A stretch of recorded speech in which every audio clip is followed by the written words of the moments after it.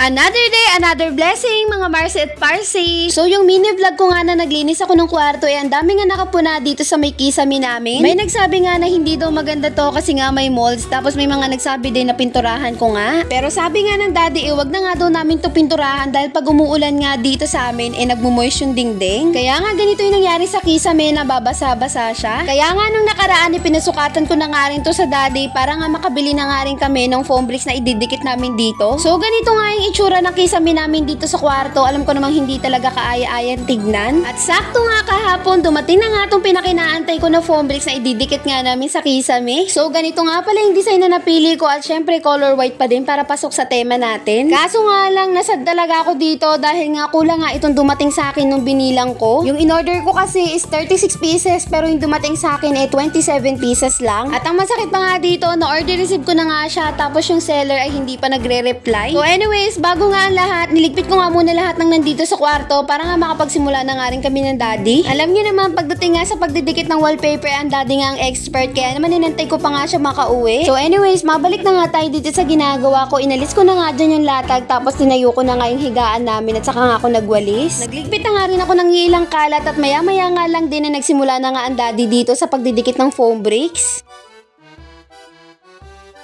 Oh, diba? Nakahuli pa nga ng lamok habang nagdidikit ang daddy. Ewan ko ba, parang malamok nga sa amin ngayon. Bale, ito nga palang foam bricks na in-order ko ay size 35 by 35 at 6 pesos nga ang isa nito. Yun nga lang, hindi ko marirecommend sa inyo na umorder nga din dun sa pinag-orderan ko dahil napansin ko nga na ang dami nga rin nagre-reklamo sa kanila sa live kanina. Sa live kasi ako umorder para nga maka-discount ako, kaso nga lang ganun din yung nangyari kasi dumating nga sa akin ng kulang. Naloka nga ako kasi nung napanood ko yung live nila, meron niyang umorder ng 100 pieces tapos yung dumating isang piraso lang. Kaya naman hindi ko nga alam kung ipagpapasalamat ko pa ba na meron pang dumating sa akin kahit papano na 27 pieces. So at dahil kulang nga, kaya naman asahan na nga natin nakapos talaga tong gawa ng daddy. Pero konti lang din naman yung hindi nilagyan. Tingin ko nga kailangan ko lang umorder ng 4 na piraso. So anyways, mas pinili na nga rin namin talaga magdikit ng foam bricks kesa nga pintura dahil mas maganda nga ito kesa dun sa pintura. At isa pa, hindi na namin kailangan pang magpatuyo dahil ito dikit-dikit lang ayos na. Hindi na rin naman siguro ito matatanggal dahil lately naman nung nag-uulan nga ay hindi naman na nagmumoist dito. At habang busy pa nga ang daddy sa pagdidikit ng foam bricks dito sa may kisame, magsha-shoutout muna ako. Shoutout po kay Dalia Oriente Ramilo Gonzaga. Shoutout kay Rachel Figueroa Sevilla. Shoutout kay Jennifer Dorimon. At lastly, shoutout kay Mafria at Kyongson. So anyways, mabalik na nga tayo dito sa ginagawa ng daddy at malapit-lapit na nga rin siya matapos dahil higit na nga sa kalahati itong nadidikitan niya. Eto na lang din talaga yung mga nagpapakilig sa atin yung pag-makeover nga ng bahay, pati nga yung mga bagong gamit. Kahit pa paano nga na-achieve na natin yung pagiging timpo-teting kahoy sa may sala, pati nga sa kusina, pero dito na nga lang sa kwarto yung hindi pa. Kaya nga yung isa sa mga minamanifest ko this year,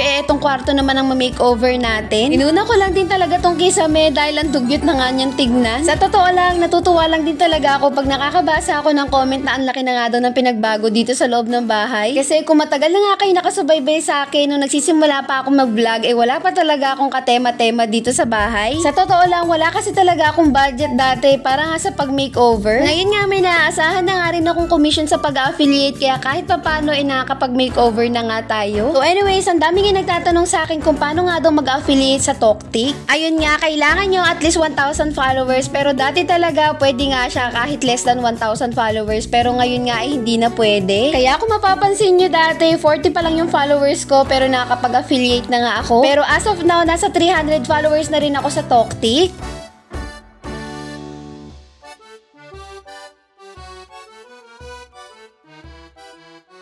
Naku po, hindi pa nga natatapos to lagyan lahat pero napakaganda na nga tignan. Sabi ko nga sa daddy, ano pa kaya ako natapos yan, di mas lalong maganda. At dahil maliit na nga yung didikitan niya dun sa may dulo, kaya kinat niya na nga itong mga foam bricks. Pasalamat na nga lang din talaga ako at go na go nga ang daddy pagdating nga sa pag-makeover din ng bahay. Yung tipong hindi mo na kailangan pilitin. Ay nako, napakaharot ko nga dito. Hindi ko nga napansin na hindi ko pala na-post yung video. Pero isinama ko pa nga rin dito kasi tuwan-tuwa din ako. Yung tipong pagka ganito talaga yung gawain namin, kung hindi magtatalo, maghaharutan. Syempre, eto nga ang ating pa before and after. Eto nga yung before ng kisame nang wala pa siyang foam bricks. At eto na nga yung after, o diba, napakaganda at aliwalas.